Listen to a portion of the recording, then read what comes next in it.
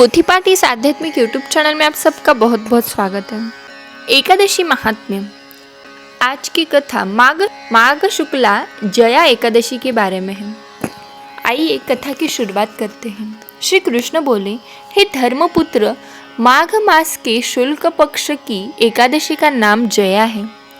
इसका महात्म्य पद्म पुराण में ऐसा लिखा है कि एक समय स्वर्गपुरी में इंद्र के सामने गंधर्व गान कर रहे थे। अप्सरा नृत्य कर रही थी। उसमें एक पुष्पवती नाम गंधर्व की स्त्री और माल्यवान नामक मालिन का पुत्र भी था। वह दोनों परस्पर से एक दूसरे पर मोहित थे। उन्हें यह विचार न रहा कि इंद्र की सभा में श्राप मिल जाएगा। परस्पर दोनों की दृष्टि लड़ने लगी।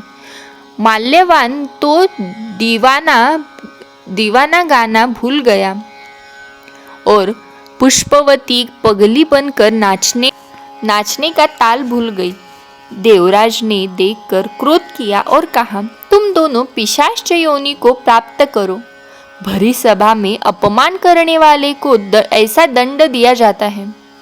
अपवित्र जल और अपवित्र भोजन तुम्हारे योग्य है।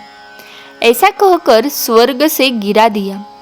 स्वर्गारोहण मार्ग द्वारा बद्रीनाथ में आए। यदि पापियों के देश में जाते तो खाना पीना मन माना मिलता, परंतु पाप से शीघ्र उद्धार न होता। इस कारण उन्होंने प्रथम ही तपोभूमि पर निवास किया। कष्ट पाकर जीवन से उदास हो गए। एक दिन भूख हड़ताल कर ली। रात्रि को बद्रिकानाथ के गुण गाकर व्यतीत किया। प्रातःकाल हुआ तो जाकी पिशाच योनि छूट गई। स्वर्ग से विमान आए और उन्हें ऊपर चढ़ाकर कल जया एकादशी का व्रत था।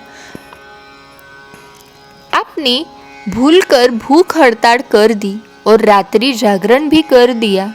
प्रभु का गुणगान भी गाया। उसके प्रभाव से आपको यह स्वर्ग में ले जा रहे हैं। ऐसी मिली पिशाच योनि से छुटका। ऐसी थी जया एकादशी व्रत की कहानी। इस दिन धूप दीप नैवेद्य से विष्णु भगवान की पूजा की जाती है।